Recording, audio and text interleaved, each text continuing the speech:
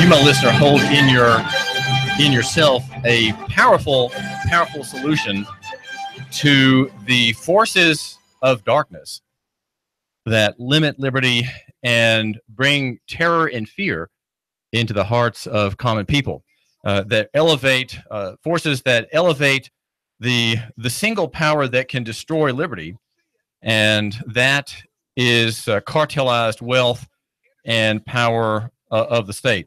And that is now, where is this power exercised? What does this power within do? Well, David Tulis here, Nooga Radio, 92.7 FM and 1240 AM. I'm going to tell you the secret of what that power is, what it looks like, and where it pours forth its strength. And it's a nugatory power. It's a power that says negative, that says no. And it's not a power that builds, really, but it is a negative power. And you say, well, I don't think I want to have that, David. I'd rather have just positive vibes coming from me. And, the power of positive thinking from Norman Vincent Peale and Oddball in the movie Kelly's Heroes that warns, don't think negative thoughts of that bridge that we're trying to cross with our Sherman tanks to get the gold. That bridge won't last. And sure enough, it is destroyed by bombers in that 3-hour epic World War II movie. The power is this. Well, first, let me just I'll let you guess. I'll give you a tip as to where this power that you, my listener, have, where it's exercised. Well, okay, downtown. All right, there's one clue. Number two, it's exercised in a government building. Okay, there are two of them.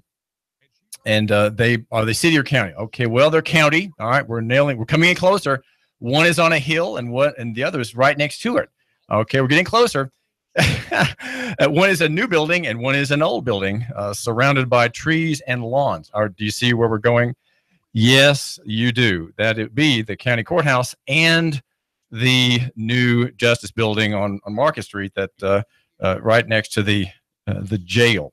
There is this power exercised, and it is in the way of jury power, jury strength. And this is David Tulis, and I do thank you for giving me just a couple of minutes of your time.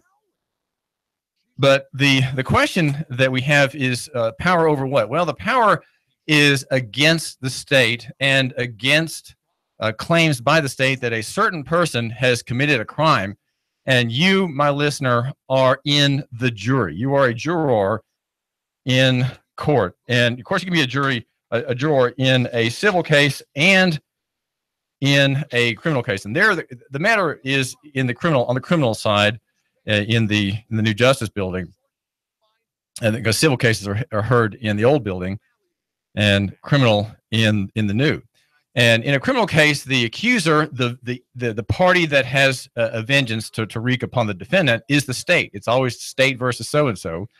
And the state's attorney, the accuser, is Neil Pinkston and his staff of about a dozen attorneys, rumbling through hundreds of cases every month, thousands a year. An important industry, by the way, a government industry, self-supporting and very strong, very, very strong. And very impressive, ostensibly enforcing statute against defendants, all kinds of defendants who end up going to trial. Very few go to trial, as it turns out.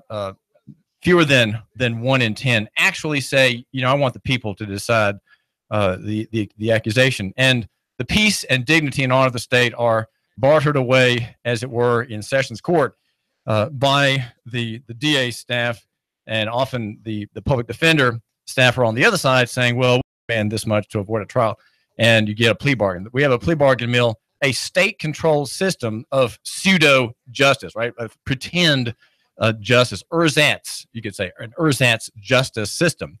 Ersatz means phony, right? It's a counterfeit. It's not a real justice system.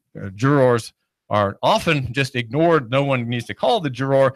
He is left to stay at home because so many things are decided. 95%, I think it is, according to the recent indigent report that Judge Barry Steelman and others have written to talk about indigent defense in court.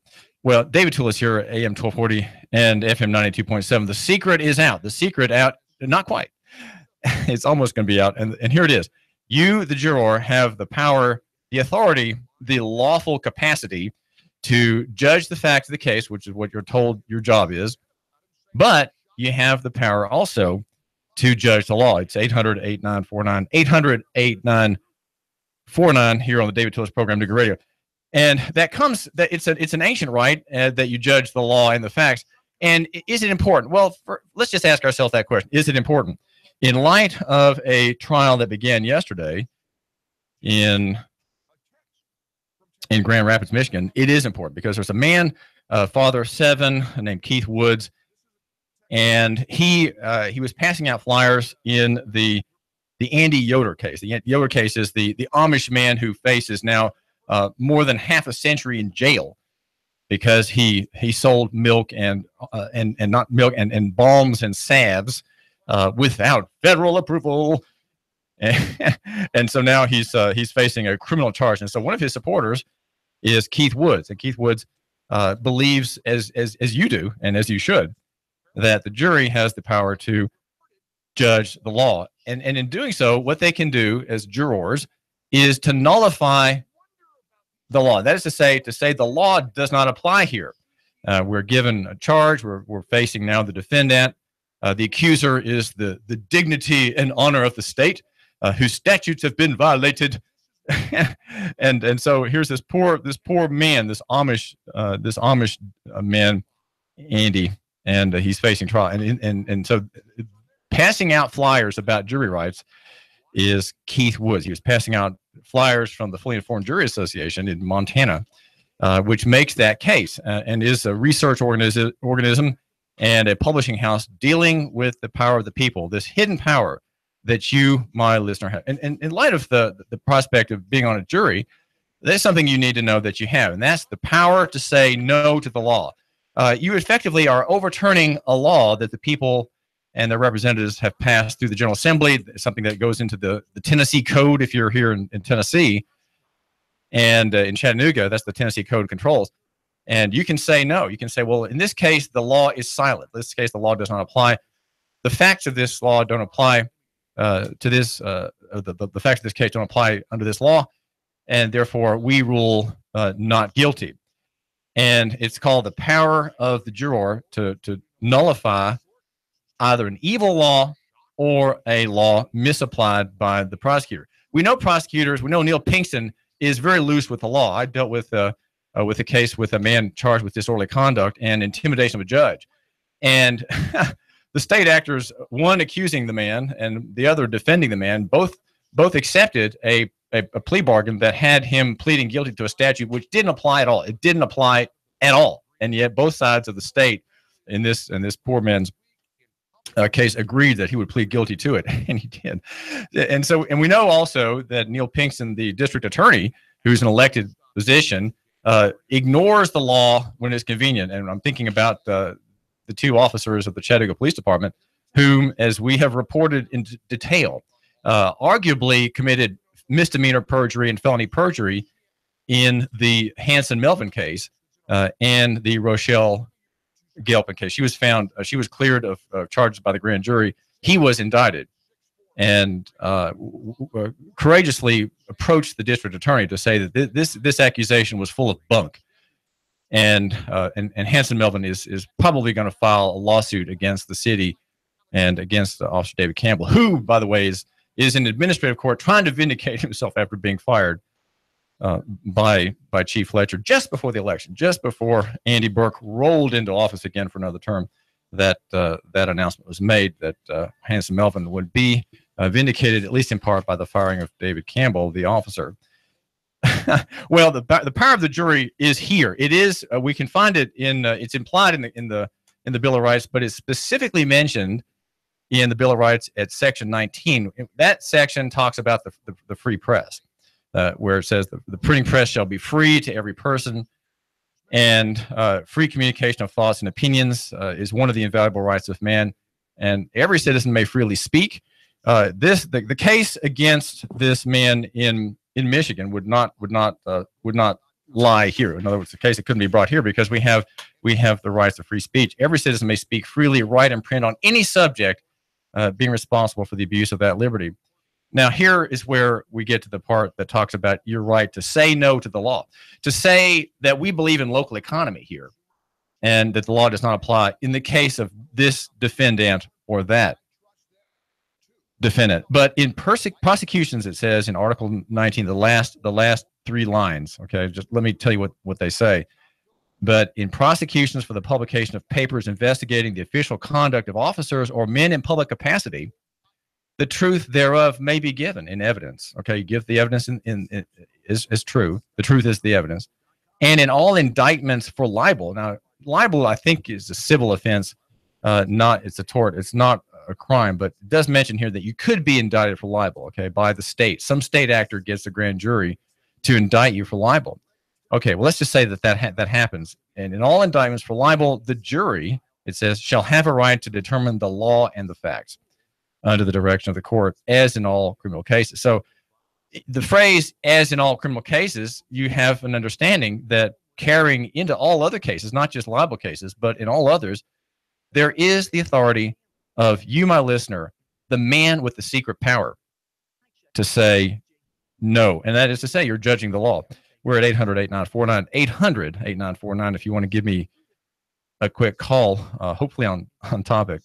So again, the jury shall have the right to determine the law and the facts. We're told in our state constitution, in the Bill of Rights, right? That's Article 1, under the direction of the court, as in other criminal cases. Now, the courts often manipulate the jury in favor of the state by saying, well, your job is simply to apply the law to the facts. Well, maybe, but jury deliberations are secret and they're confidential. And so if you, my listener, are the man who matters and end up in God's providence on a jury, then you need to exercise prudently and quietly, I would suggest, not noisily and boisterously, but quietly exercise this right of nullification. Say not guilty, and sway the jurors as to their authority. They have full authority, and no officer, no judge, no court clerk, no clerk and master can enter that jury room and spy out these deliberations. They are private. And I would say that the covenant among the jurors to say nothing about the reasoning is one that is certainly within their prerogative. Even if they talk about God, right? Even if they talk about God's law, even if a man cites Bible verses, as Christians in the South often can do, they can cite the Bible as to points of equity and justice and God's requirement, and they can free the accused. And that's what needs to happen in the case of Keith Woods, who's passing out fully informed jury flyers, and several jurors had these flyers in it's not Grand Rapids, it's Big Rapids, Michigan. The trial began yesterday. He's being charged with a felony, right? It's a felony to talk to jurors about generalities. Now, he was not talking with jurors that he suspected might be involved in the Yoder case, but just giving them general information, right? His flyers mentioned nothing about Andy Yoder. He's a father of 7 and a former pastor. He was arrested. He passed out 50 flyers on the sidewalk in front of the Mecosta County Courthouse on the day of another trial. And these flyers discuss jury rights. He's charged with obstructing justice, which is a 1-year misdemeanor for attempting to influence a jury, according to Fox 17 in West Michigan. His bond was set at $150,000. That is a terrible man to need that bond like that. Clearly a wicked evildoer, likely to flee, right? Likely to flee, likely not to make the trial. That's why the bond is so high, because this man is viewed as a threat to society and a flight risk. The felony charge was dropped in March. The crime occurred in 2015, so now he's on trial for jury tampering. Here's what Nathan Hull, the county assistant prosecutor, said. He says, this is not a case about the Yoder trial, about the Amish community, about wetlands violations, or about the Department of Environmental Quality, or anything of the facts surrounding that case. This is a trial about whether the defendant, Mr. Wood, broke the law by attempting to influence the decisions of jurors in a specific case. And since the literature was not specific, that is a bogus charge. And in the prosecution showed video that Mr. Wood was in the support group of Michael Yoder. Well, he has an attorney helping him in his defense. His name is David Coleman. And he pointed out the obvious. Well, no mention was made of this case. It only discussed jury rights in general. He said, it's not enough to hand out a general information pamphlet with somebody's perspective, right or wrong, on what juror rights are. Do we have the right to speak freely and express our opinions when it's not directed at a specific case? That, he says, is what this is about. One juror, Teresa DeFries, had a copy of the flyer in her hand, and the district attorney and his flunky said they're very concerned when they saw that some of the jury pool carried these flyers into the courtroom. 12 of 20 people had the pamphlet.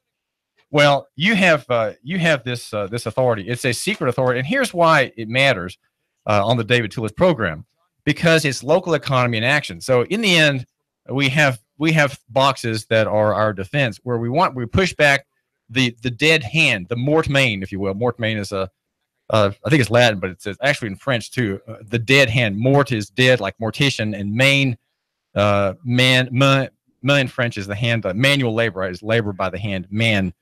So mort main is dead hand. The mort main of the state. We can push that back and keep it in its proper place, which is to say, pursuit of real crimes, right? Pursuit of what we would call common law crimes: rape, murder, theft, burglary, assault. These are the kinds of these are real crimes, right? Arson, murder, those are real crimes with a body and a real injury. Many of the crimes, though, prosecuted today are not crimes in themselves. They're not sins. They're not evils in themselves. They're evils, if you will, by definition. We define something as evil in our General Assembly, in our positive law system. And so we declare all these things as evil and punishable, et cetera, though there's nothing really evil about them. They're simply things that are illegal. They're not unlawful. You see what I'm saying? And so in the local economy, we make decisions of this kind. And so that's why in the boxes we've got the we see our remedy. In a way, it's a kind of, I might say, of a secular salvation, a salvation of not of our souls from God, but a kind of salvation that we wrought or have wrought among ourselves.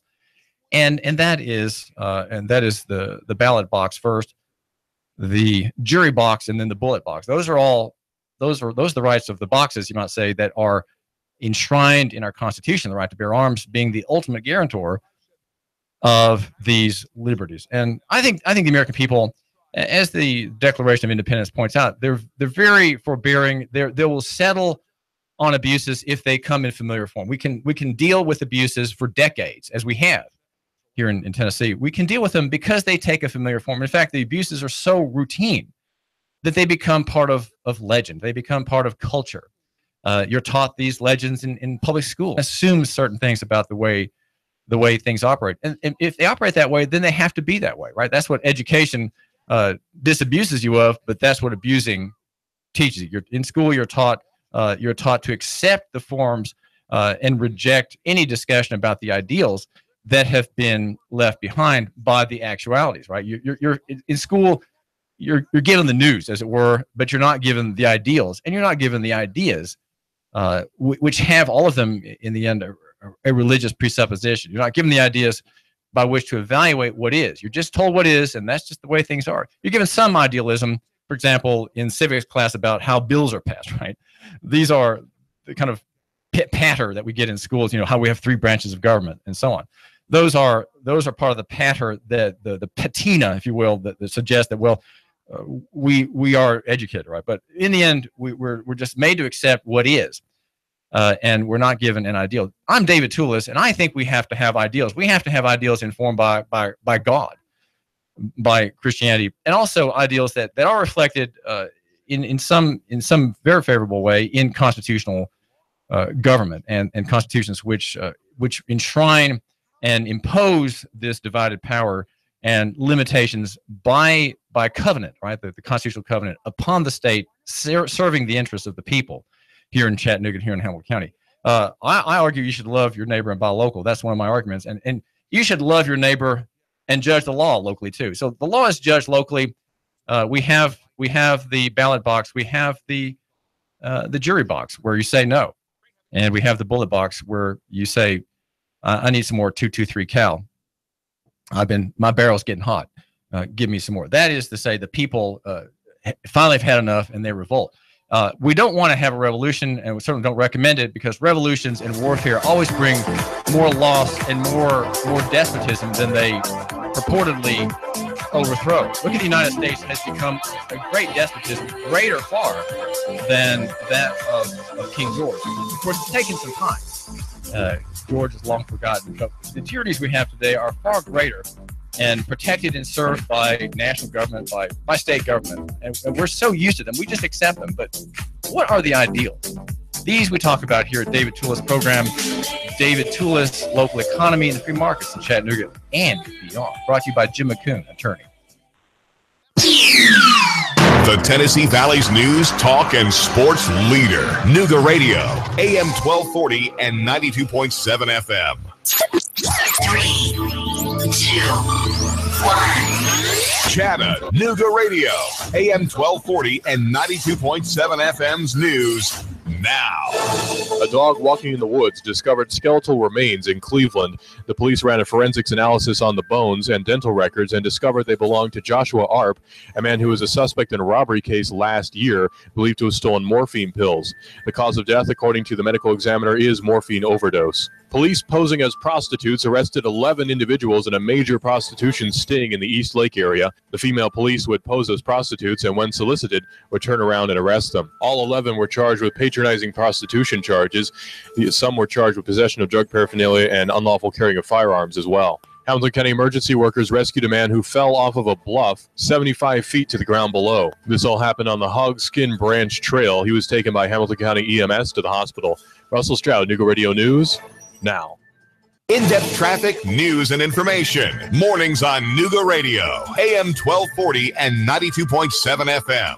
After this nice mild start, expect lots of sunshine and warmer weather for today. Mainly dry through the afternoon, highs mid and upper 80s. Tonight, fair lows back into the lower 60s. For Friday, mostly sunny, back into the upper 80s. Upper 80s, just a slight chance of a late storm Saturday. Check out JCPenney and celebrate the savings with great deals on select items like pillows for $3.99, tanks for her just $4.99, and stylish shorts for him and her just $14.99. That's getting your pennies worth at JCPenney. And I'm Smorgine 12 Chief Meteorologist Patrick Orr. On Nooga Radio, AM 1240 and 92.7 FM. Nooga Radio, AM 1240 and 92.7 FM knows your opinion is important. So call 800-8949. Agree or disagree? Call 423-800-8949. 800-8949. Nooga Radio, AM 1240, 92.7 FM, and 95.3 HD4. News, talk, sports. Nooga Radio.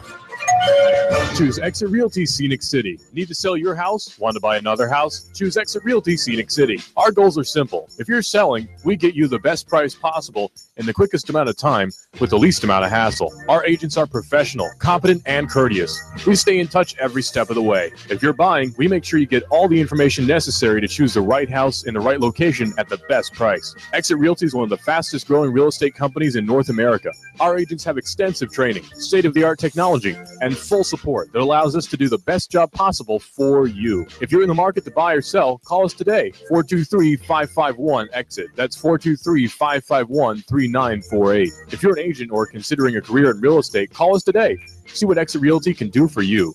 No desk fees, residual income, technology to the max, and people first. Call us today, 551-EXIT. That's 551-3948. We're located at 7610 Hamilton Park Drive, just off the Bonnie Oaks exit. Need a tiller to get things going for the spring? Spiff up your porch, maybe your deck? Come on by and get a pressure washer at Action Rental. Family in town, need some tables and chairs for an event? Come on by and see us, Action Rental. This is Dan at Action Rental on Lee Highway. Come by and see me, Action Rentals. Final expenses, funeral cost, cemetery lots, unpaid medical bills, probate cost, debts. Debts are due and payable upon death of debtor. Will these costs produce a burden and hardship on your loved ones? Who will be responsible? How will they handle them? These costs can total many thousands of dollars, only compounded greater with the grief of losing a family member. A safe and secure way to provide for these costs is with an affordable life insurance from Covenant Group Insurance and Financial Services. Covenant Group is a local company with local agents. Covenant Group still makes house calls. Covenant Group only represents A-rated companies. With many options to offer, Covenant Group can accommodate almost any budget. Great discounts for good health and plans available for impaired risk. Call today for a free, no-obligation consultation in the convenience of your home. Call Steve or Jada at 423-855-8484. Call today, 423-855-8484.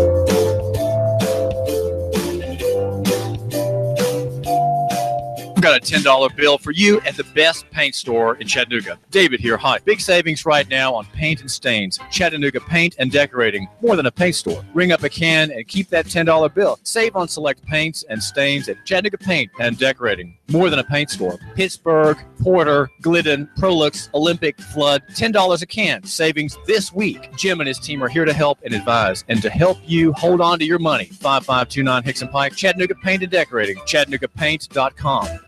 When my brother and I opened the first Jets Pizza, we believed if we made the best pizza, customers would find us. So we made fresh dough each day, used fresh toppings, and premium mozzarella cheese. 300-plus stores later, we still do. Try Jet's famous 8-corner pizza with premium mozzarella cheese and one topping, now just $11.99 for a limited time only. Jet's Pizza, the best pizza in town. 3600 Hickson Pike. Life is short.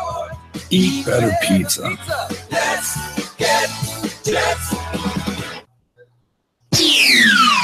The Tennessee Valley's news, talk, and sports leader. Nooga Radio, AM 1240 and 92.7 FM. Now, the smartest guy with a bow tie in Chattanooga, Tennessee, David Tulis. Jeanette did not pass on my tie today, my bow tie. And news director Russell Stroud, when I said, Russell, did Jeanette pass on this tie? He said no. And he was right. Or he is right. This is David Tulis. I do thank you for giving me a minute of your time here, just a few minutes. The smartest guy with a bow tie. That means that you, my listener, can be the smartest guy in an open collar or in a regular tie if you just condescend to give us a couple of minutes every day. Just a few minutes, and then you'll get effectively the whole report, because what I say at this moment is reflected in what we'll discuss when we talk with Darrin Ledford. And we have also in the studio a lovely farmer. Her name is Joanna Bleasdale. That's her name. Who is Joanna Bleasdale, the farmer? And we might even get to see her husband, Ben. They have a 2-year-old daughter, Erica, and they go on milk deliveries in Chattanooga, though they are from far away. They're from an hour away from here, near Falls Creek Falls, and they come into Chattanooga 3 times a week, making deliveries as part of their wonderful herd share program. What's a herd share, and why should you be involved in a herd share? And can we improve our lives on that front as well? Can we have jury nullification on national economy? That's kind of what I'm hoping for, that we can say no to national economy, bit by bit. It doesn't have to be all at once, right? This is a progressive series of actions. And then we say yes to not national economy, but local economy. We can be loco-centric. Even if we're here, if in God's providence we're in Chattanooga, we are Nooga-centric. Now, I say Nooga-centric not to offend you, my listener, if you're the man just driving through, you're on your freight route between Oklahoma City and Miami, and you come through Chattanooga.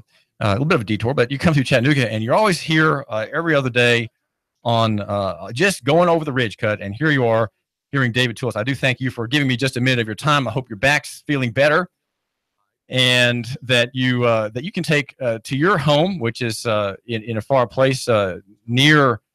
You're actually from Iowa, and that's where your home is, but your route is from Oklahoma City, and you go back to your town and take these ideas with you. They're not copyrighted. They're not trademarked. So you feel free to apply them. And in fact, take my slogan. Okay. It's yours. It's not original to me.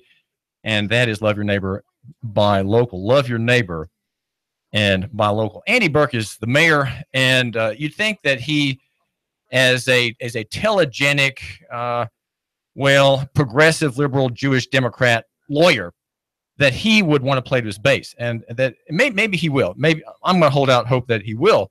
The base would be traditional Democrat voters, people who are blinded by politics, and because they're black, they vote Democrat, right? Because that's the 90% of black people vote for Democrats. Of course, the other 10% who vote for Republicans, they are misled too. I'd say they need to do better if they could just reform that party to heed constitutional principles and free markets. That party would do a lot better and could stop, not stop. It could lessen the damage of the coming collapse, the coming economic crisis in confidence that will come through not through direct fault of the Republicans, but through their permission, through their cooperation with the great powers, that you might say the deep state powers that have in their open offices, that would be the Fed. They have control of the entire economy. We don't have anymore just a Fed that influences the economy, but one that David Stockman in his great, very fat, thick history, a recent economic history that I give a lot of time to, says it is control. It's not just influence. It's not just working in the margins anymore. It is absolute control. But the market still, I would say, still controls, and the Fed can only, it has limited number of weapons in its arsenal, tools in its toolbox. That's the cliche used by Marty Krutzinger, the AP writer in the Times Free Press. The Fed's toolbox of remedies, right, for influencing the economy and continuing the expansion and so on. It has blarney and it has debt. That's all we can do is inject debt into the economy. And so police reform is important. I'm getting away from where I'm trying to go here. Police reform is important, and the mayor should play to his base because the base is the party most abused by the policing function, overseen in Chattanooga by Chief Fred Fletcher. And that would be that your average young black man, let's say Hanson Melvin is my example for now, unless I meet you, if you're my listener and you're a black man and you've had a story to tell, please let me know. Please contact me. We're always interested in covering new stories on this point. The story being about the abuse of the duty to have probable cause before a police encounter with a citizen. That's the issue. It's always a probable cause issue. It's not a racial issue. It's not a poor issue. It's a probable cause issue. But because the victims largely are black and poor, we could call it a walking while black phenomenon. Or that was from Hanson Melvin's story, walking while black. And we need to have police reform because there needs to be a respect for this barrier between the police and the citizenry, and that barrier is probable cause. Without probable cause, an officer has no authority to talk to a citizen. He shouldn't ask him any questions. He should just be, unless, of course, he's operating in his personal capacity, and that's what happens. People deal with the officer in his personal capacity and then incriminate themselves. Or give off usable information to the police department to chase down the bad guy, right, or chase down the good guy. Right? It depends on what it is. Look at Nooganomics.com today, our chief sponsor, and I got a couple of things to get to that are not say bad law in the making. Nooganomics.com has an argument about why we need to have police reform. The High Court is allowing in a case, the case where Angel and Jennifer Mendez were shot down by officers in Los Angeles County. 15 bullets were fired. The story is that there was a search for a parole violator. There were a dozen people, officers, going after this parole violator. So they searched a house. They burst into a house without a warrant. Didn't find him there, and then as they were securing the property, in the back of the house, there was a shack. In that shack was a homeless couple. Evidently, had been given some grace by the owner to stay there. And as they opened the door, this couple, the officer saw Angel with what looked like a gun in his hand. It was silhouetted. It was just a BB gun that he had been using to shoot rats. To protect his wife while they were staying there, obviously temporarily, and so they called out gun. Well, 15 bullets later, he was hit several times. One bullet required the amputation of his right leg below the knee. She was shot in the back, and police argued that the presence of the BB gun justified the shooting. The lower courts rejected their defense, ruling that where an officer intentionally or recklessly provokes a violent confrontation, the officer may be liable for the use of deadly force. So you see, it was provoked by the officer, but the high court said, well, no, this is justified. This is justified. John Whitehead, who's the president of the Rutherford Institute, says the Supreme Court has in the past rationalized its support of qualified immunity for government officials, including police officers, on the grounds that these officials might be too cautious in carrying out their duties if there was a risk that they might be held personally liable for wrongdoing on the job. Frankly, we'd be far better off as a nation if all government officials operated under the constant fear that there would be ramifications for official misconduct. And so the story is that the officers were cleared, even though their use of force was cleared, even though the couple won a multi-million-dollar settlement from Los Angeles County. What does Andy Burke say about that? Officers around the country, Tennessee no less, have what's called qualified immunity. Now, there's a bill before the federal Congress that's sponsored by Senator John Cornyn of Texas and a federal rep, Ted Poe, also of Texas. And it was filed May 16, and it's said to protect law enforcement officers and for other purposes. It's H.R. 2437 and S.B. Senate Bill 1134.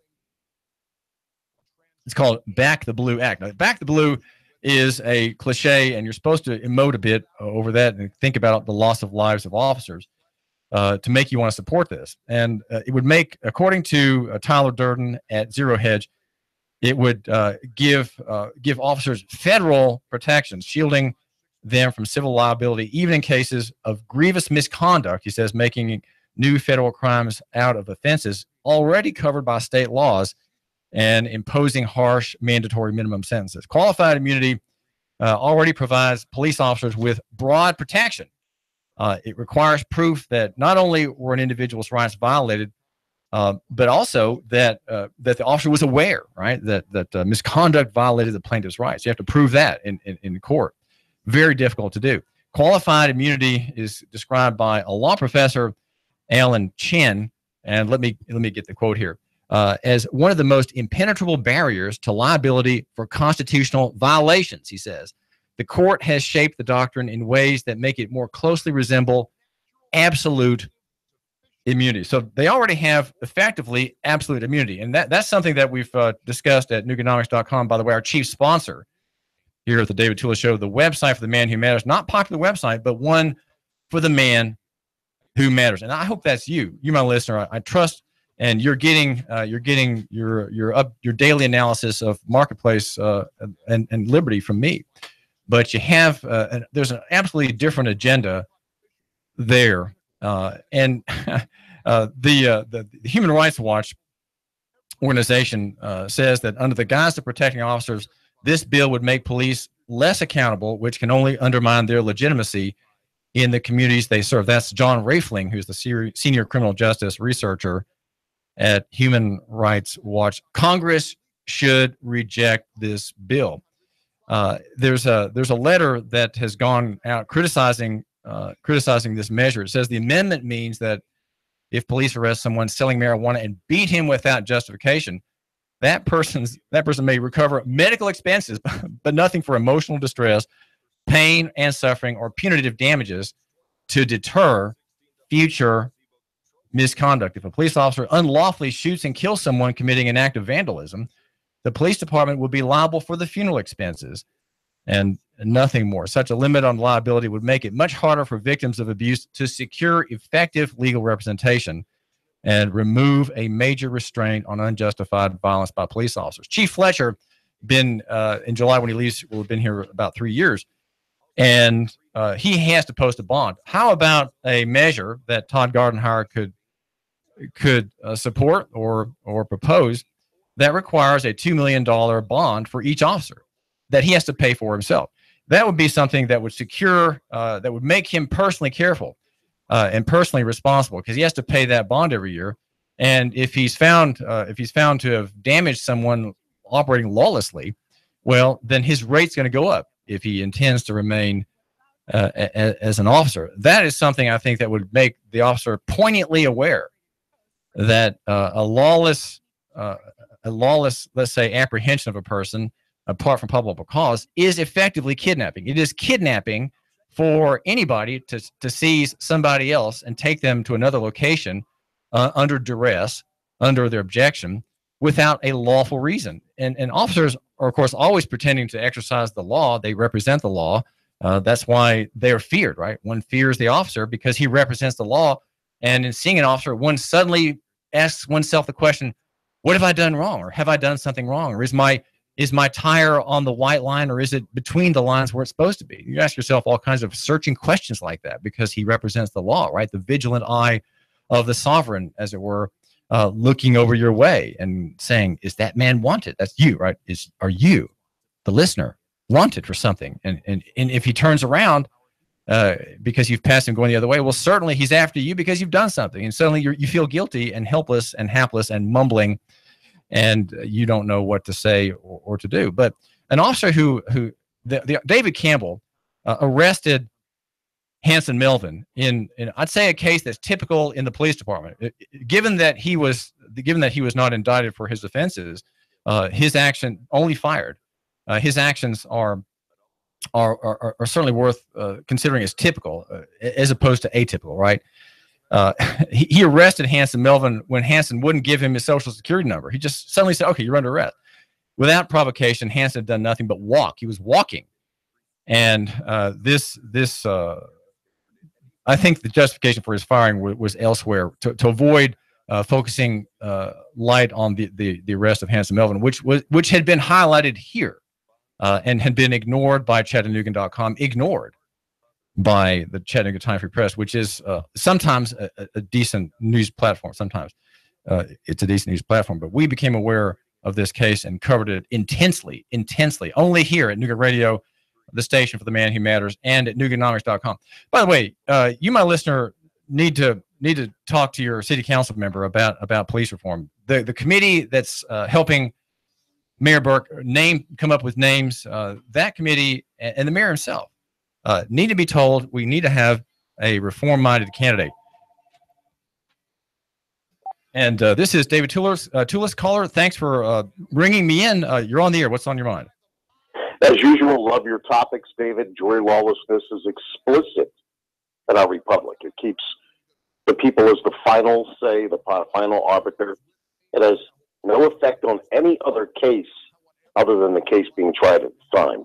But everyone needs to know they can say not guilty, even though the judge directs them to just judge the facts.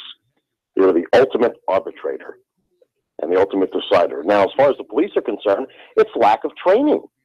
The fact that someone asks for a social security number, David, most Americans think they have to get their kids' social security numbers at birth. The nation is ignorant. These officers need to be trained. First of all, there shouldn't be any local police. It should all be the sheriff's department. I don't know how the city or the county thinks they can set up a private force to enforce their little statutes in their city. That's not lawful or constitutional, although the sheriff's department is. Other than that, it's lack of training. Of course they're asking for your can I have your social security number? You don't have one? You must not be an American citizen. Come on, man. Get educated. Get educated, Mayor, Chief of Police, America. Bunch of dopes. You're all a bunch of dopes. Come on. You're not required to do anything unless a judge orders you to do it. And even at that, it's got to be a lawful order.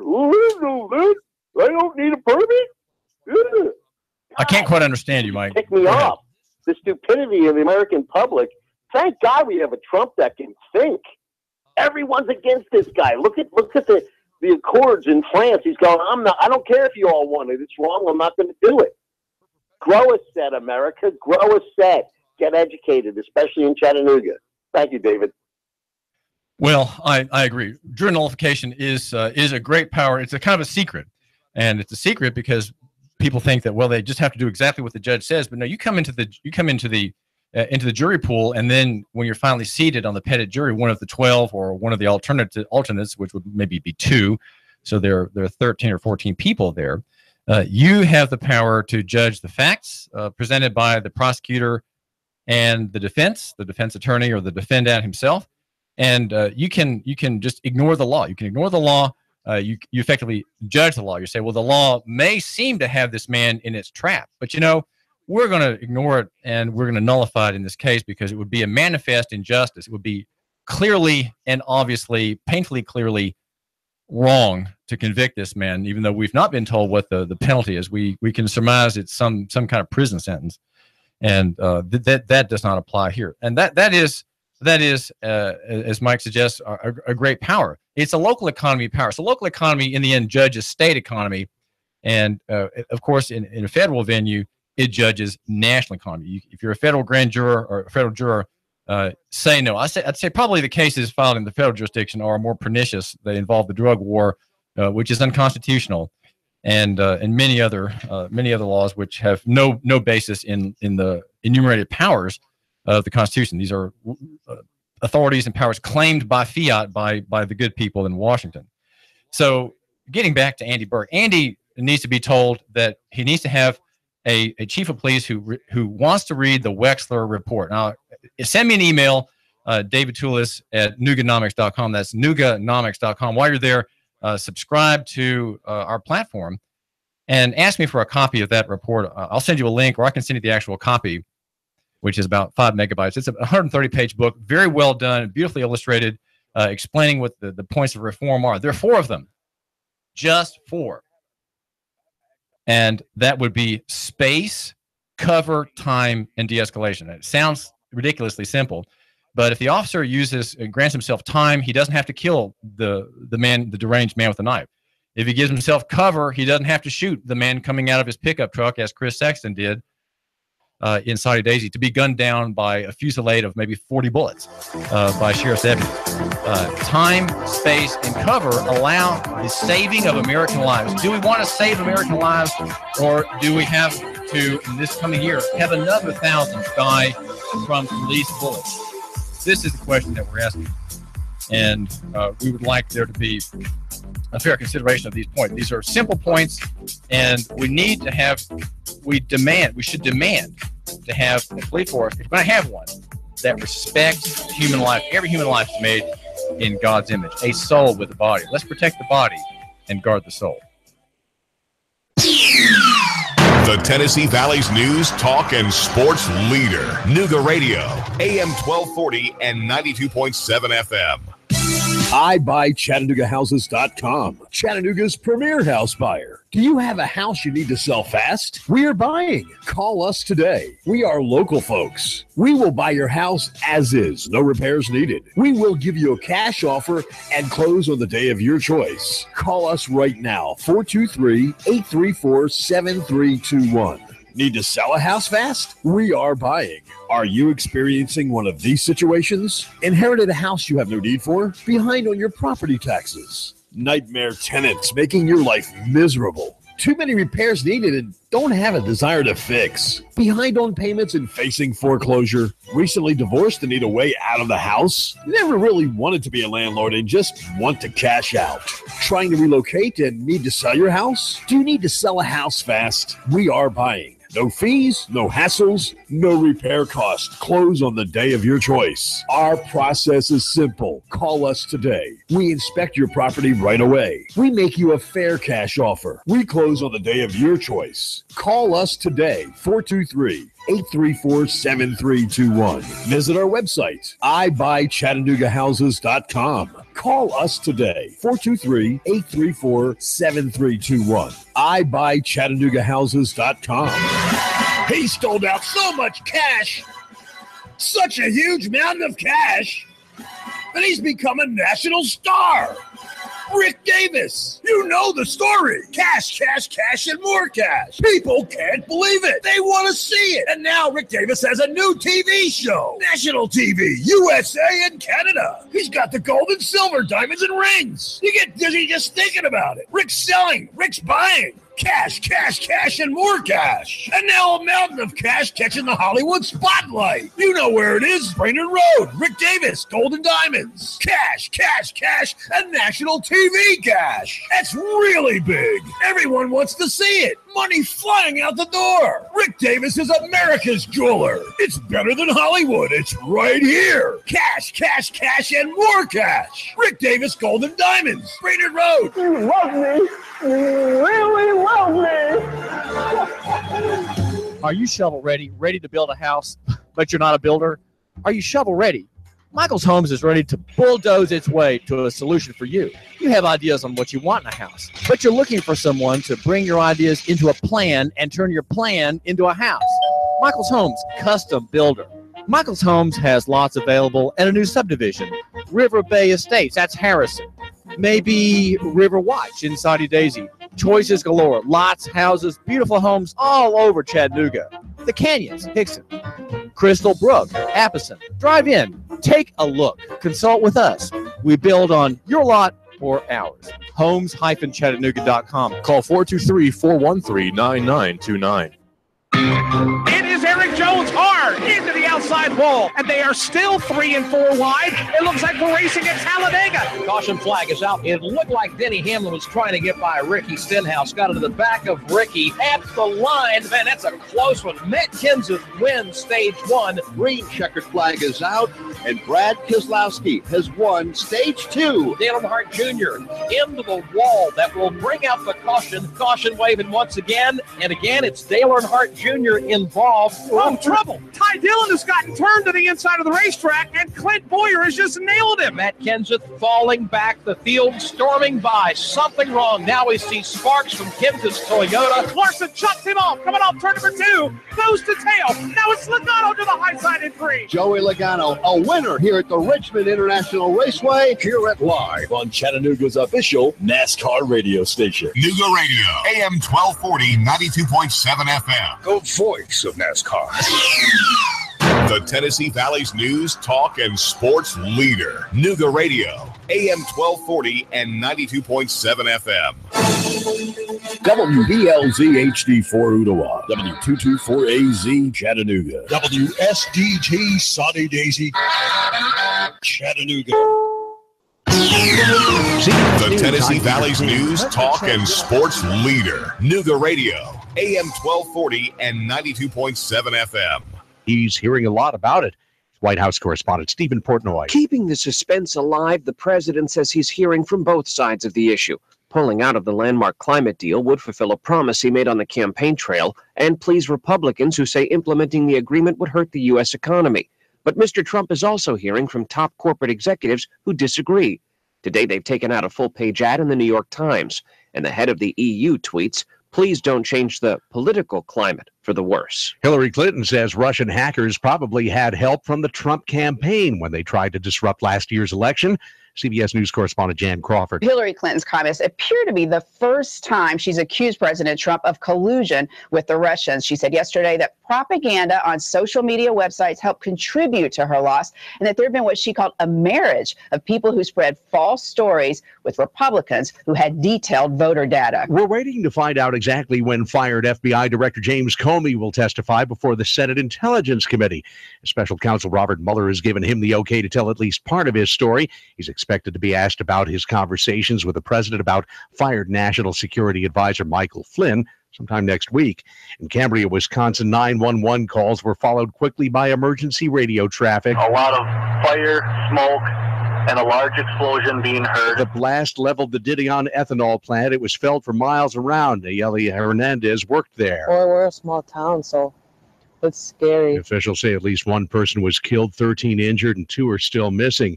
This is the first day of the Atlantic hurricane season, and forecasters say there could be as many as 17 named storms. Nobody can predict just how many might hit land or where. What's your biggest distraction at work? CBS's Jim Taylor says it may be what is or isn't in your wallet. Report just coming out says more than half of us own up to being stressed about money issues, preoccupied to the point of being unable to focus at work.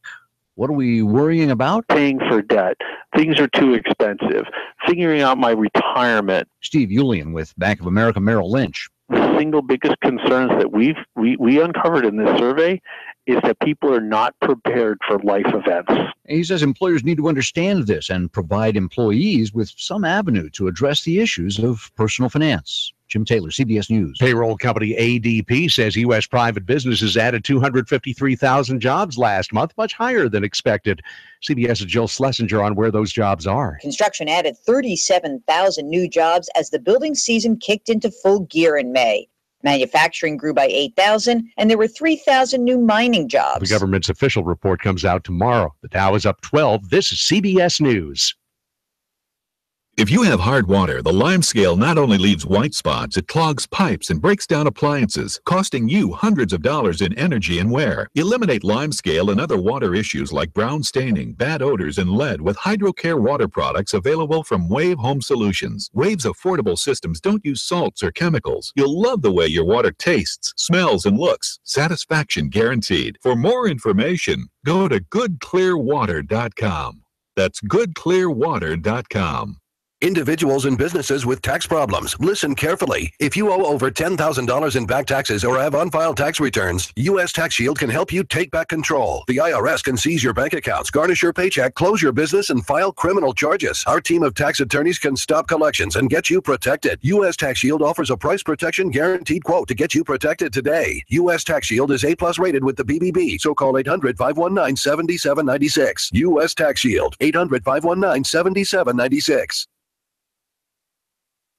Ariana Grande's return to Manchester for a benefit is already a rousing success. Here's CBS's Larry Miller. Tickets sold out within 18 minutes for Sunday's Ariana Grande-led benefit concert for the victims, families, and survivors of the Manchester suicide bombing. Other artists include Justin Bieber, Coldplay, Miley Cyrus, and the Black Eyed Peas. Concert organizer Melvin Benn. An opportunity that really and truly demonstrates that Manchester will never be beaten by this. The charity concert will raise more than $5 million, but it's free for those who are at the Grande concert on the night of the attack. Larry Miller, CBS News, London. At Cape Canaveral, SpaceX is getting set to launch a cargo ship to the International Space Station.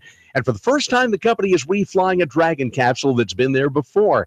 Space Shuttle was the first reusable space vehicle, and SpaceX hopes that recycling its rockets and spacecraft will help save money. Launch is planned just before 6 Eastern. Peter King, CBS News.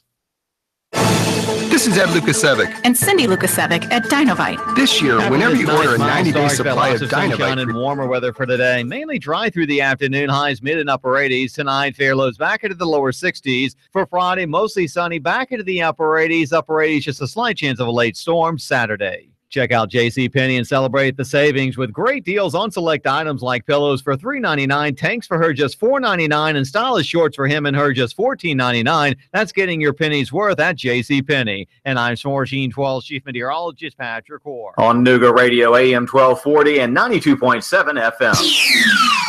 The Tennessee Valley's news, talk, and sports leader. Nooga Radio, AM 1240 and 92.7 FM. 3,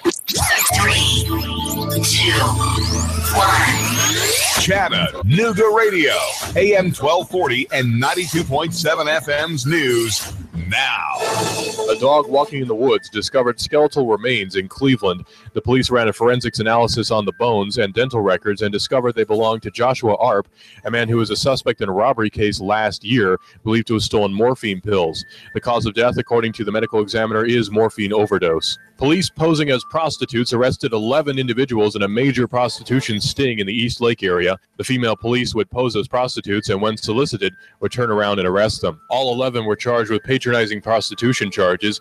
Some were charged with possession of drug paraphernalia and unlawful carrying of firearms as well. Hamilton County emergency workers rescued a man who fell off of a bluff 75 feet to the ground below. This all happened on the Hogskin Branch Trail. He was taken by Hamilton County EMS to the hospital.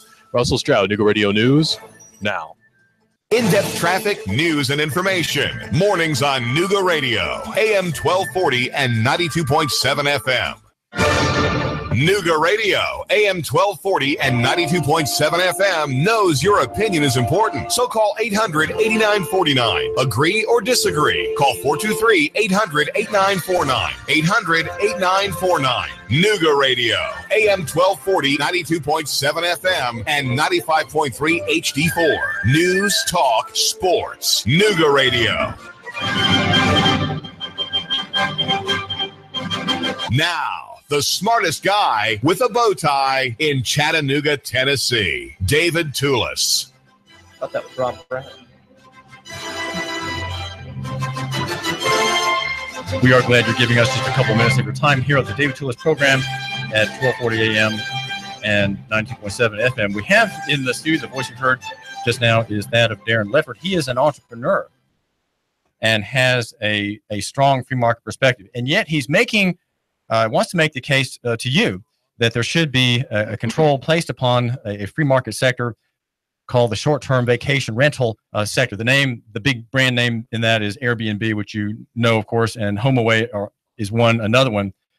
Darrin is 47 years old. He and his wife, Kelly, have a son, age 8, and he's the owner and operator of a printing business in the shadows of Lookout Mountain. That's ImageWorks, just opposite Mount Vernon Restaurant. It's at 3530 South Broad Street. So he has inside perspective on business. He knows the many drags against business, against prosperity that come from the state, and has avowedly a conservative free market argument. And yet he wants to give us an update from as a new city council member about the proposal to use the map to take control effectively of an area of the gig economy, the digital economy, and that would be the short-term vacation rental field, which is a digital network. There's a series of digital networks that operate, and people use their private houses, renting them out to other members in the same network. Darrin, what is before the city council? Explain the issue.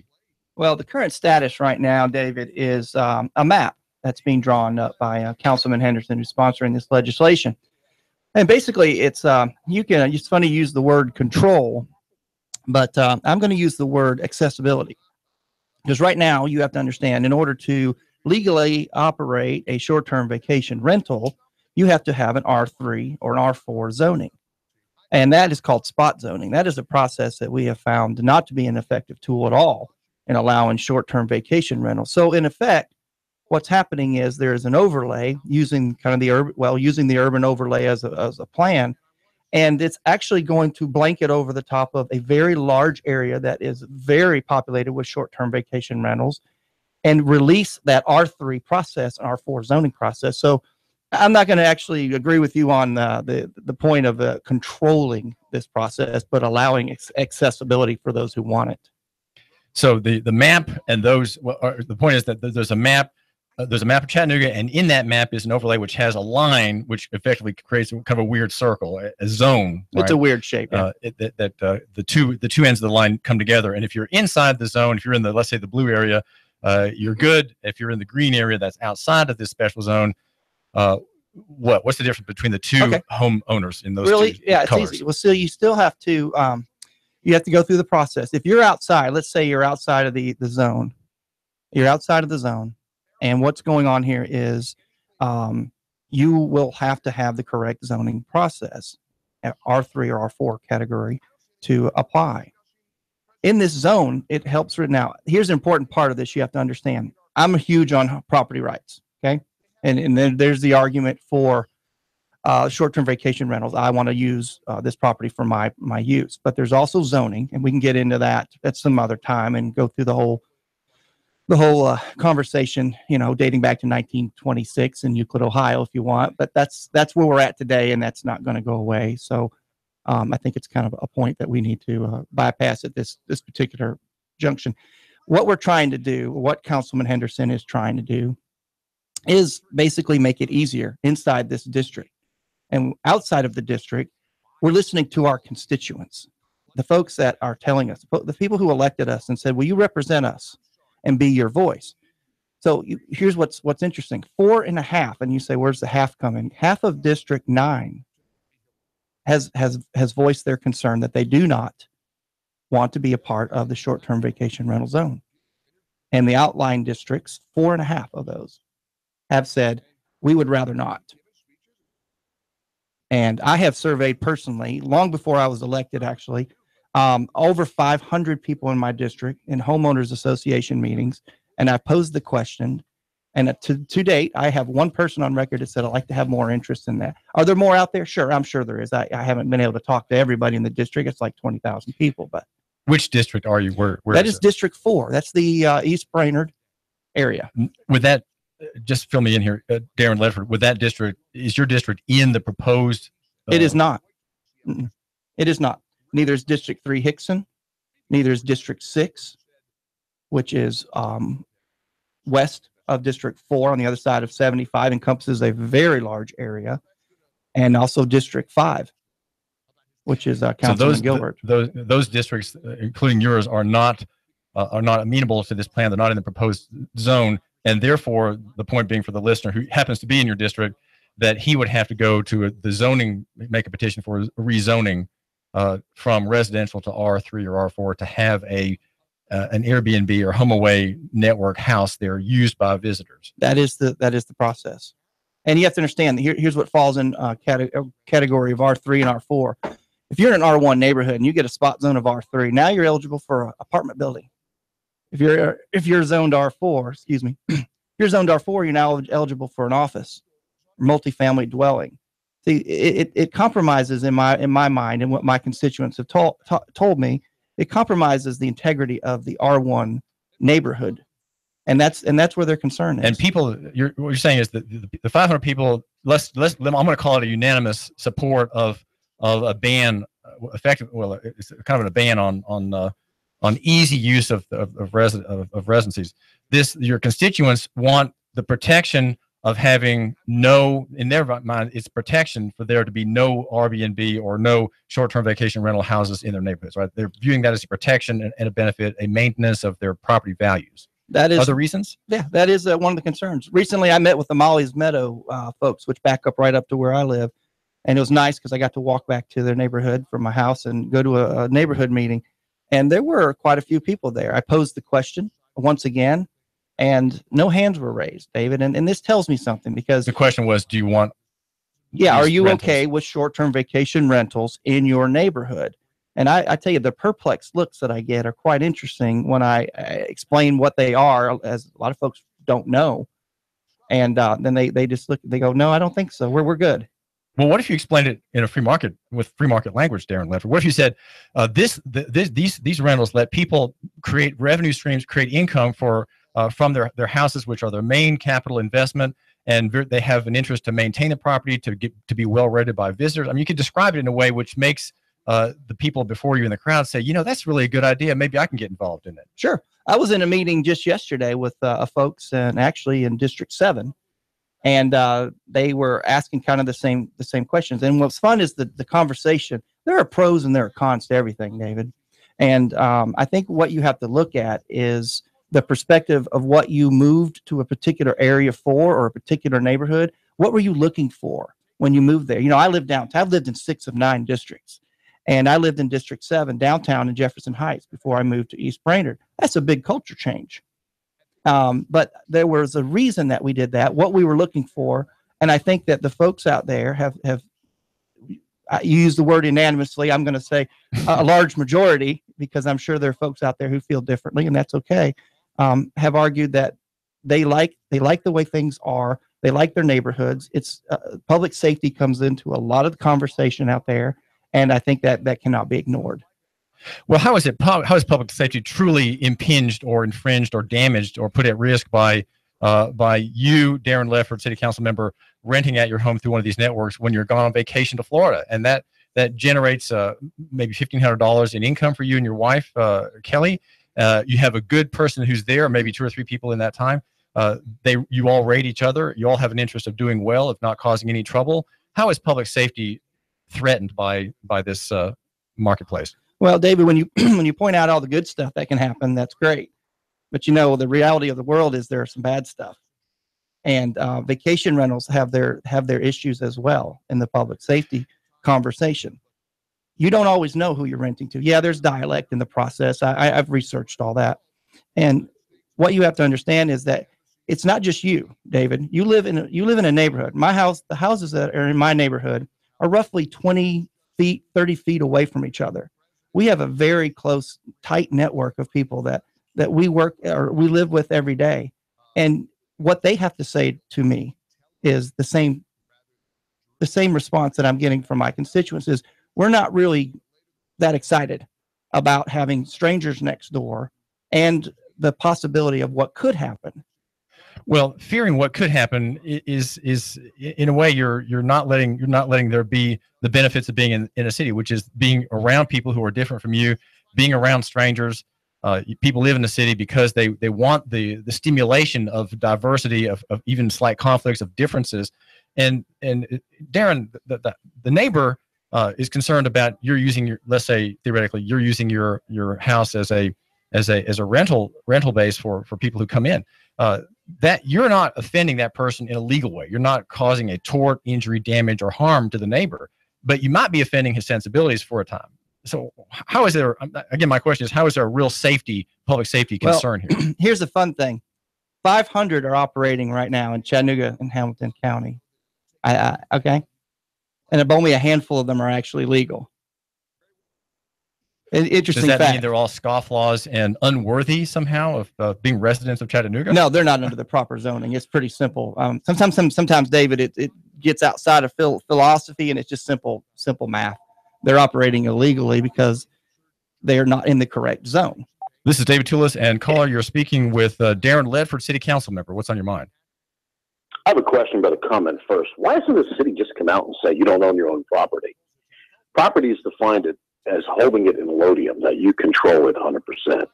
And I know there's going to be left-wing arguments of, well, for the safety of the public. But why don't we just say you don't own your property, because if you don't pay a tax, they're going to steal it. They control what you do inside your house. You don't own your property. It's like living in Moscow, 1966, not America, circa 1831. So let's get that straight, that since the war to prevent Southern independence, with Northern poison has infected the South, and you no longer own your land. The government and the banks do. That's number one. Number two, how dare the city of Chattanooga right, get your or anyone question. else tell me what I can do with my house? All right, what's your question? Put in my house. What's your question? I can ask for money. That's my question. How dare you do that? Okay, go ahead, Darrin. Well, sir, thanks for your question, and I agree with you on a lot of your points. We are in a different situation than and I feel the same way. We sometimes don't own our property, and we are restricted under zoning laws. But as a city councilman, I'm going to tell you these zoning laws are in place, and as a council person, I'm not going to pretend to tell you that sometimes this bothers me as well. As far as telling you don't own your property, I don't know how to answer that. That's a very deep and philosophical question. But telling you what to do with it is pretty much something that has been set in precedence. And that can be done by outside power. And that can, and you're talking about zoning regulations and zoning uses, land use plans. And that is something that we mentioned a little bit earlier that kind of started in 1926 when the Supreme Court ruled in the Euclid, Ohio case. And we've been following that process ever since. So your argument is valid, and I'm with you. It's like we were talking earlier. That's just where we're at. That's why I refer to my listener as not property owner, but property holder. He holds the property, and the county and city effectively own it through the power of taxation. We're talking with Darrin Ledford. This is David Tulis. And he is a city council member recently elected, and we've been looking at short-term vacation rentals. And quick question on the idea of gig city. Gig city, Darrin Ledford, implies an openness to the digital economy. These networks, such as Airbnb and HomeAway, are part of that digital free market. And yet we're proposing with this map, rather than just ignoring this marketplace entirely, we're proposing forcing its operation into our control mechanism, which is zoning or not zoning. What are we violating the theory and the dream and the promise, if you will, of gig city, Darrin Ledford? Well, I celebrate the innovation that's going on in Chattanooga. As a owner of a small business that deals and relies heavily on the internet, I am extremely excited with technology because we use it every day. We push a lot of large files and use a lot of fun technical equipment in our daily work. In that being said, I'm also concerned about, and when it comes to the process of short-term vacation rentals, I think our vision, or Councilman Henderson's vision in allowing this map to use is you can always look at things from two sides. His intent, and that's a good word to use right now, his intent is to allow more flexibility for those people that do. And for those people that don't want to be a part of it, and I'm going to go back to this. I was elected to listen to my folks in my district, and I have listened. I have talked to hundreds of them. And just because it was born on the internet doesn't mean it's always such a great idea. Well, the one last question. We want to ask Darrin Ledford, the city council member, about another question, which is reform on pilots, which is one of his big projects, and we want to give a couple of minutes to that. But how is this map not? How does this map avoid the rule in the constitutional government for there to be no arbitrary and capricious standard or line? And that's what this line is. Because on one side you have a man who has to go through zoning, and on the other side you have a man who just writes a check and gets inspection and gets into that permission of the network. How is it not arbitrary and capricious to draw a line between two homeowners? Well, that's going to come back to public input, David. And if you paid anyone's paid a close attention to this council, one of the things that we really, really, truly take to heart is the public input. Something I think that has been missing in previous councils. Every single Tuesday, we have folks coming to us saying, thank you for listening. Thank you for changing the thinking. Thanks for letting us have a voice and a seat at the table. And this is an argument that's been going on for a while. It's a relatively new business over the last, let's say, 4 to 6 years. Many cities are dealing with this in different ways, and everyone's having a hard time with it. But I think the intent of the city is to allow more flexibility to actually have Airbnbs or short-term vacation rentals in the areas that people actually want them. Darrin, you're on the committee for planning and zoning, and you've been working on pilot reform. What is a pilot, and what's your work showing is a good direction for changes? Well, that's a great question. I'm the chairman of the Planning and Zoning Committee, which is right now overlooking the pilot system. The pilot program is the payment in lieu of taxes. They've been controversial. Lately, you've heard about the Austin pilot, and also you've heard about the pushback from the public on allowing the basically tax abatements for new projects or existing projects. There are jobs pilots and there are housing pilots. And this is something that we are looking at, and quite interesting. I'm meeting with several different advocacy groups, nonprofits. Chamber of Commerce is up next. We're revamping the pilot system. We want a pilot system that works for the people, and that we find very important. We have a lot of pilots that are in place that are not accurately being reported the results, and I feel that that's something that we're going to change immediately. We need to know if these pilots are working. We need to know the benefits of these pilots. And one of the things that we're doing right now is we are actually sitting down for the first time. I'm really surprised this hasn't happened before, with the groups that research pilots and can tell us so much information about them. And this just happened yesterday, a 2-hour meeting that I was so excited and energized about. The next meeting goes with putting these folks together, like the chamber and groups like ATM, and actually sitting down for the first time since we've been doing pilots and coming up with a comprehensive pilot program that meets the needs and makes complete sense. Was Helen Burns Sharp's group one of the ones with whom you had discussions? Absolutely. Absolutely. They are an invaluable group. They're an invaluable resource. They're very passionate about pilots. And one of the very first things I did, literally moments after I was charged with this, was reach out and say, can we meet? And I think this is going to make a difference in putting pilot policy forward that makes complete sense and is acceptable and has positive outcomes. Darrin, how can my listener get a hold of you? You can reach me at dledford@chattanooga.gov.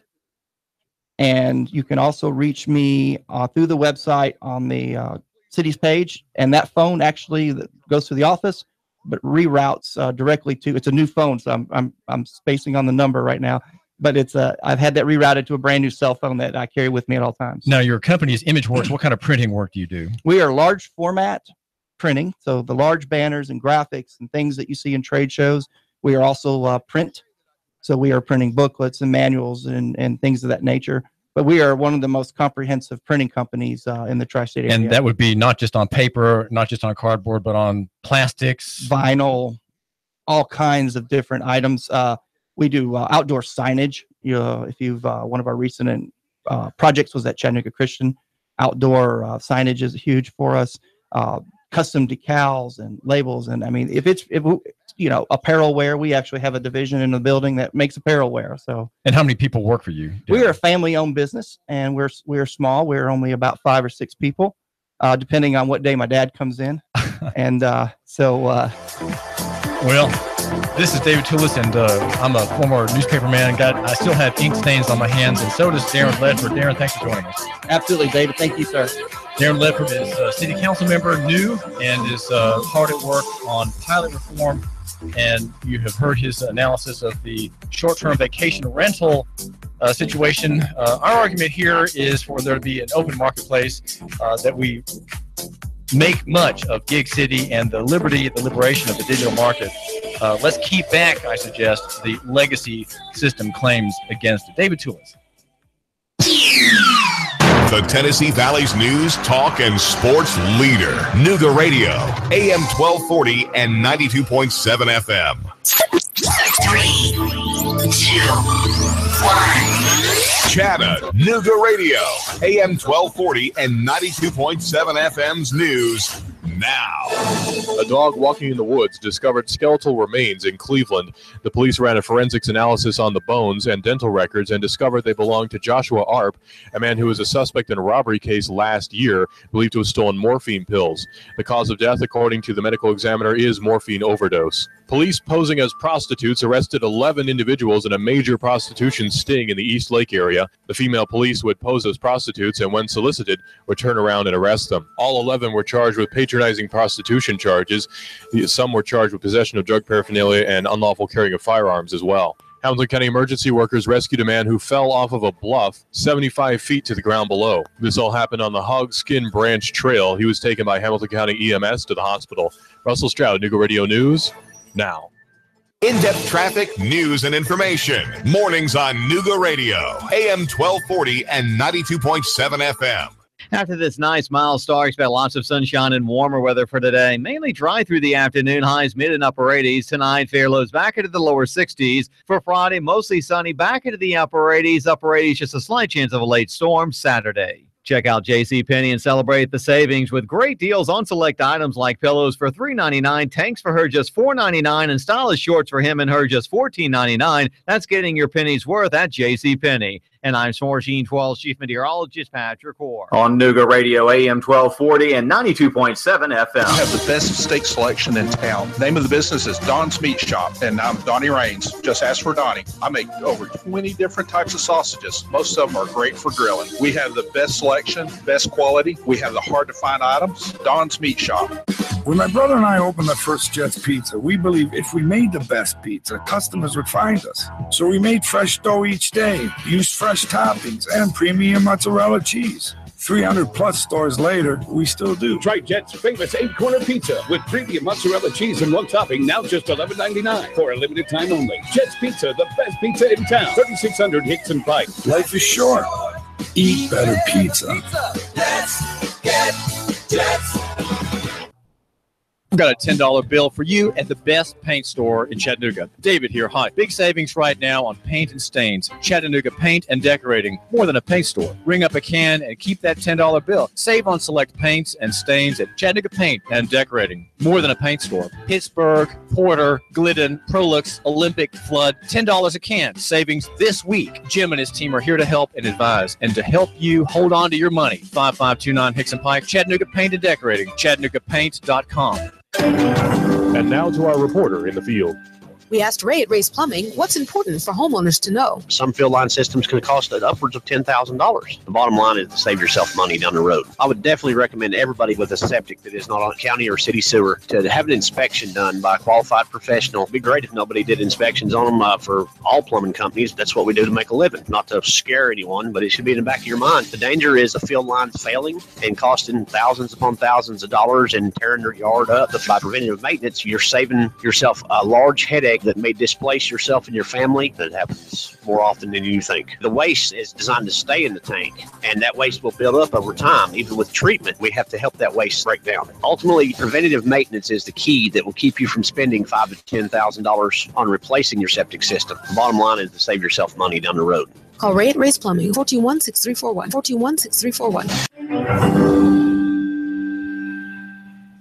Competent, kind, caring, knowledgeable, experienced, great listener, great negotiator, in touch, accessible. If these are the characteristics you want and need in a realtor, you want and need Thomas DeMoss of Keller Williams Realty. Thomas is a very gifted realtor who puts the client's needs first. Whether you're buying or selling a home, Thomas is the realtor of choice. Thomas will help and guide you through each step of this very important process. For many of us, the purchase of a home is one of our largest investments and most important family and financial decision. Let Thomas use his 10 years of experience in the Chattanooga real estate market to give you the advantage you need when buying or selling a home. Buying a house? Thomas can help you navigate the emotional and somewhat anxious process of buying a home. For those of you who want to sell a house, Thomas uses his marketing and negotiating experience to help you sell your home for top dollar. Thomas is a local resident, raising his family here in Hamilton County. He knows the area very well. For many agents, real estate is a job. With Thomas DeMoss, it's a passion and what he loves to do. Call Thomas today for a no-obligation consultation. He makes the process as simple as possible. Call 423-364-0028 and visit his website, northriverpropertygroup.com. Need a tiller to get things going for the spring? Spiff up your porch, maybe your deck? Come on by and get a pressure washer at Action Rental. Family in town, need some tables and chairs for an event? Come on by and see us, Action Rental. This is Dan at Action Rental on Lee Highway. Come by and see me. Action Rentals. Nooga Radio, AM 1240 and 92.7 FM knows your opinion is important. So call 800-8949. Agree or disagree? Call 423-800-8949. 800-8949. Nooga Radio, AM 1240, 92.7 FM, and 95.3 HD4. News, talk, sports. Nooga Radio. Now, the smartest guy with a bow tie in Chattanooga, Tennessee, David Tulis.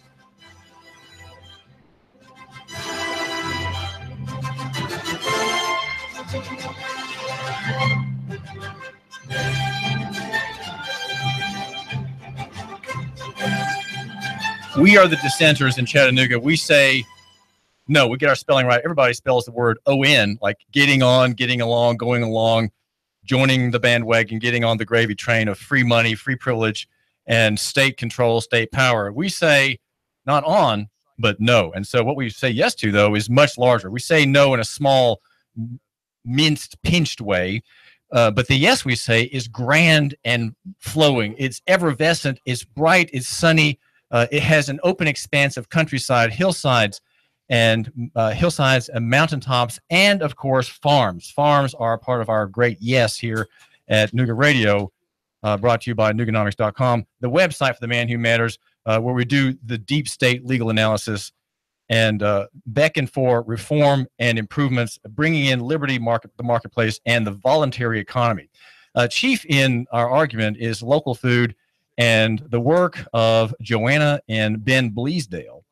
They live in Spencer, Tennessee, Van Buren County, and run the Orchard House Creamery at their farm. It's about an hour north of Chattanooga. They come into town 3 times a week to deliver milk. And when I met Ben and Joanna first with their little daughter, Erica, who's here in our studio with us, it was at Nature's Finest where I get I stock up on supplements there.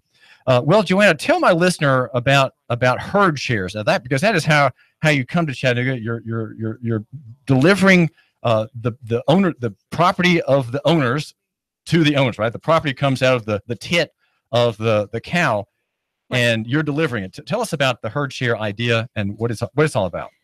Well, legally in Tennessee, you're not allowed to purchase raw milk without purchasing a herd share first. If you own a share of the cows that produce the milk, then they will.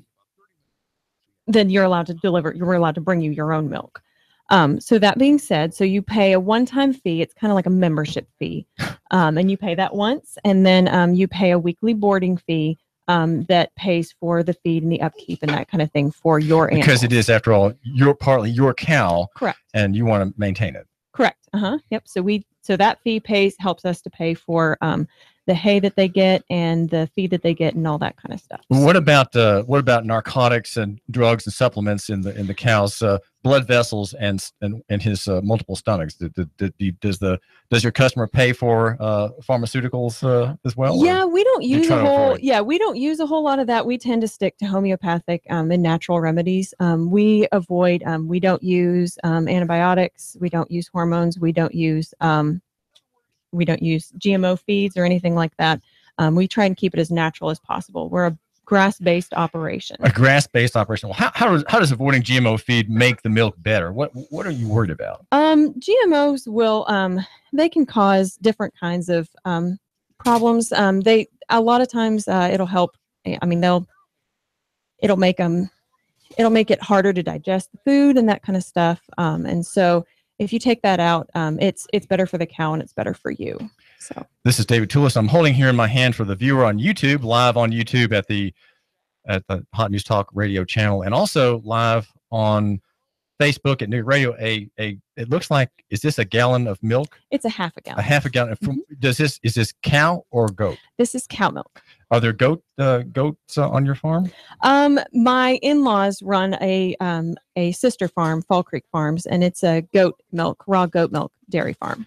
Now you're talking here about Ben's parents. Yes. Is that right?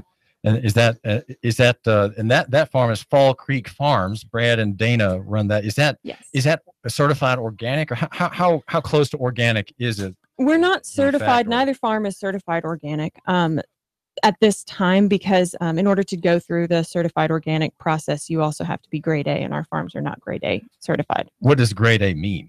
It's a set of standards that apply to pasteurizing and the way that the barn is set up and such. So in order to be unpasteurized, you would not be grade A certified.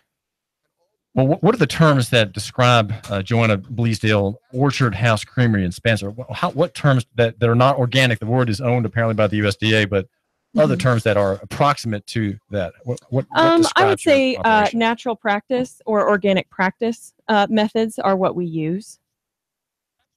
My listener thinks if he just buys a gallon of milk from the Walmart or the Food City, that he's getting a good deal. He really doesn't need to worry about the organic option or the clean option. How does this oversight affect his larger outlook? Is there a way he can come your way, as it were, and improve his other areas of his life? Definitely. I think the two main things that raw milk will do for you is it will help fight against seasonal allergies and things like that, and it will also strengthen your immune system. There is good and bad bacteria in milk, and pasteurization takes out all of the bacteria, so you're not getting the good bacteria that helps to strengthen your immune system or helps fight against allergies if it's pasteurized. There's also an enzyme that is naturally occurring in raw milk, and when it's pasteurized, it makes it more difficult to digest because that enzyme is burned out. Well, wait, so the raw milk has an enzyme, and is the enzyme good or bad for my listener? It's good. It helps you to digest it. It makes it easier to digest. Digest the rest of the milk. Yes, a lot of my customers are actually diagnosed as lactose intolerant. They're not actually lactose intolerant. It's just that their body can't process the milk without that enzyme. And lactose intolerance has what as its major evidence? Normally it's like a stomach ache or cramps or diarrhea and that kind of thing, or gas. Well, how long have you been involved in farming, Joanna? We've been doing this for about 5 years. Well, I want to ask Ben now a question about your family, Ben. Your parents are Brad and Dana, and they run Fall Creek Farms. Were you reared in or on that farm? No, sir. I grew up in Orlando, and we lived in a suburb, and my parents, at the age of 10, we bought a couple goats and started off. And when we were 16, we wanted to sort of live the farm life. And so we moved up here and started our farm up here. Is how we do it. Well, from one income tax-free state to another income tax-free state. Yeah, I believe that was one of the reasons why. Well, what are there some changes in the laws in Tennessee that are worth considering? Is Tennessee increasingly favorable to local economy, local farms? Yeah, I mean the herd share, that law has allowed farmers to go through the process. Normally, it's a hugely expensive process to start a dairy farm.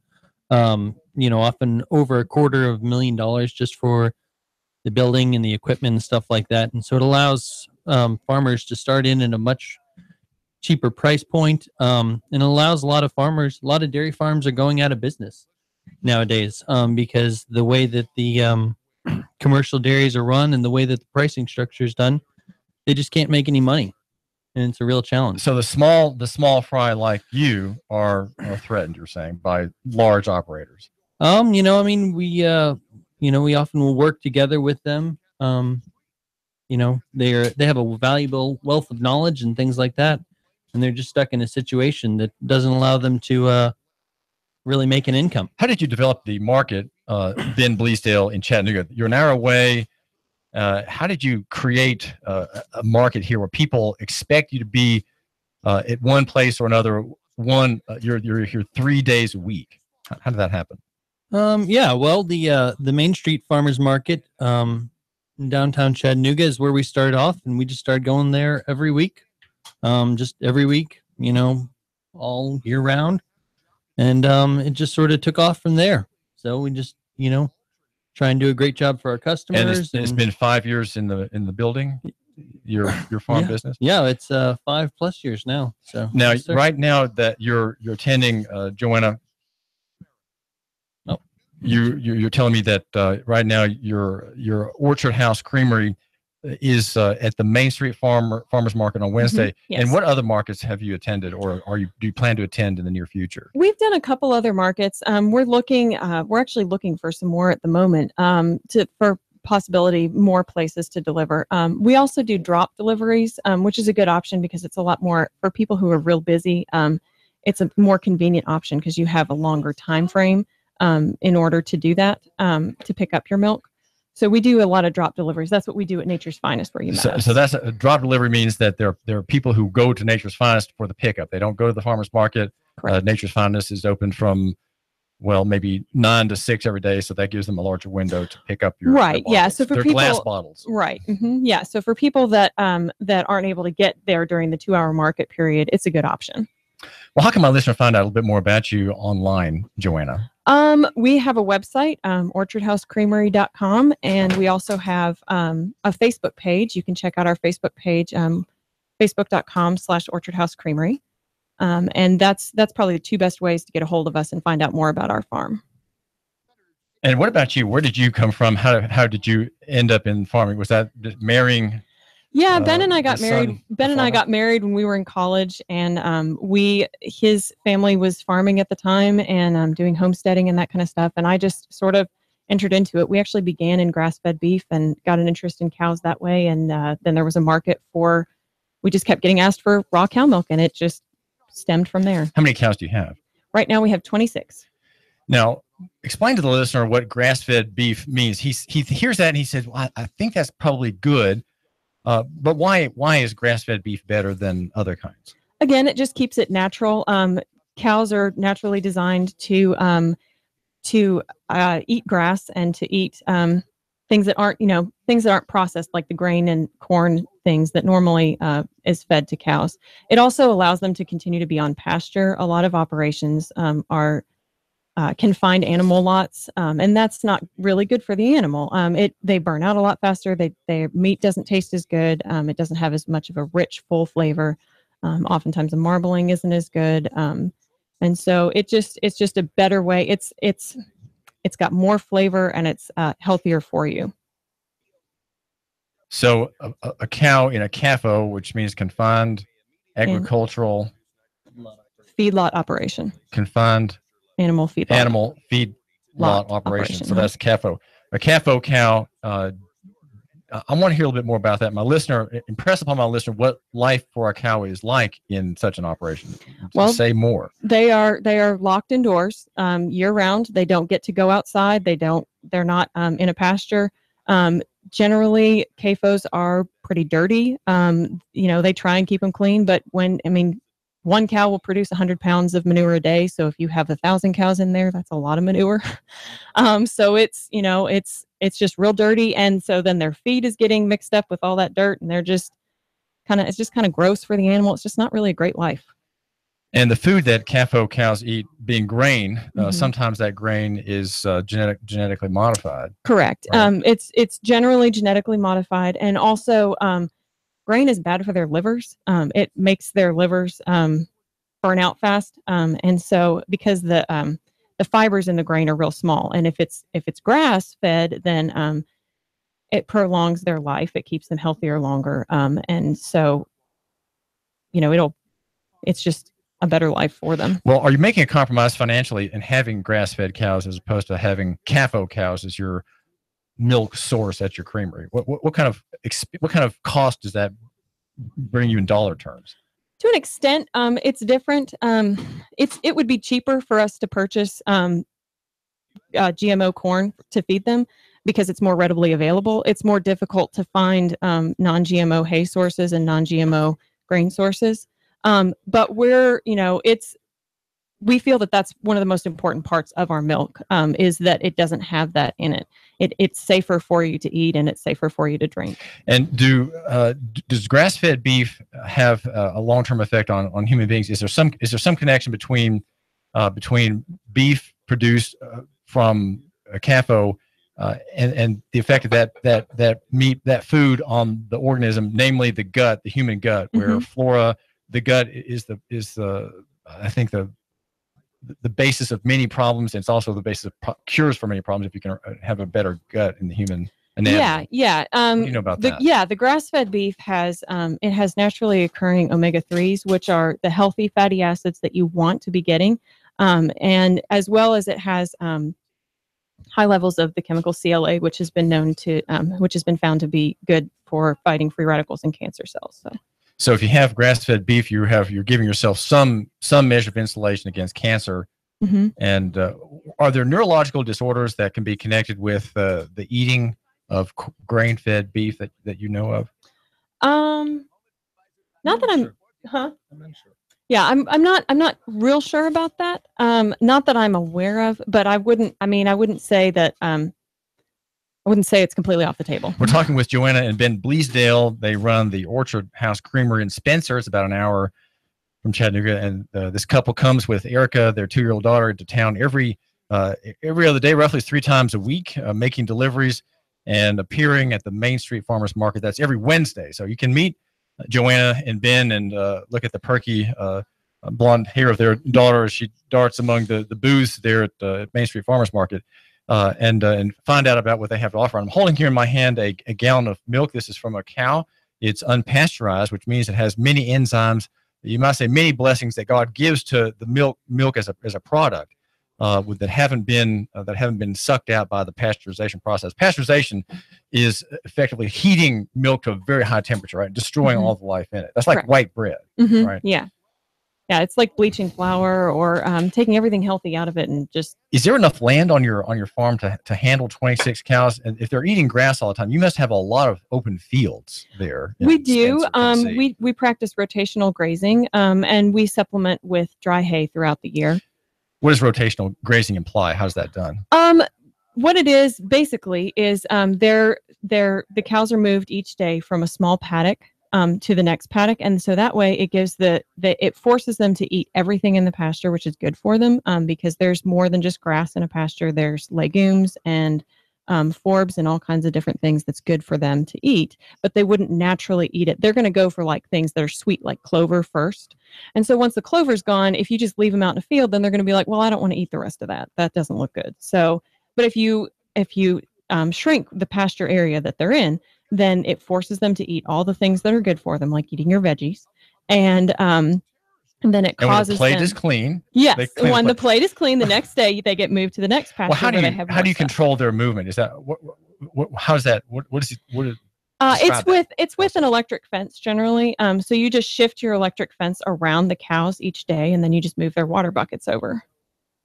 So it's pretty simple. It's just, and the cows get used to the system where they're switched every day, and they actually enjoy it because they're able to get that fresh food every single day. So it's beneficial for both us. It makes it easier for us. keeps our pastures. You need less land to do more cows. This is David Tulis. I do thank you for joining us here at Nooga Radio. We are brought to you by Jim McCoon and Clay Whitaker. Clay Whitaker, one of the sharpest attorneys in Chattanooga. We are the sponsors here on the David Tulis Show. Love your neighbor, buy local is our slogan. We think that near is better than far, small than big, simple than complex. And down in the footnotes, where even there, the good people argue against us and they try to overwhelm us with force. We say, no, personal is better than corporate and physical is better than abstract. Brought to you by Nooganomics.com. Joanna, make a pitch. Make the elevator pitch here now for my listener. What is a herd share?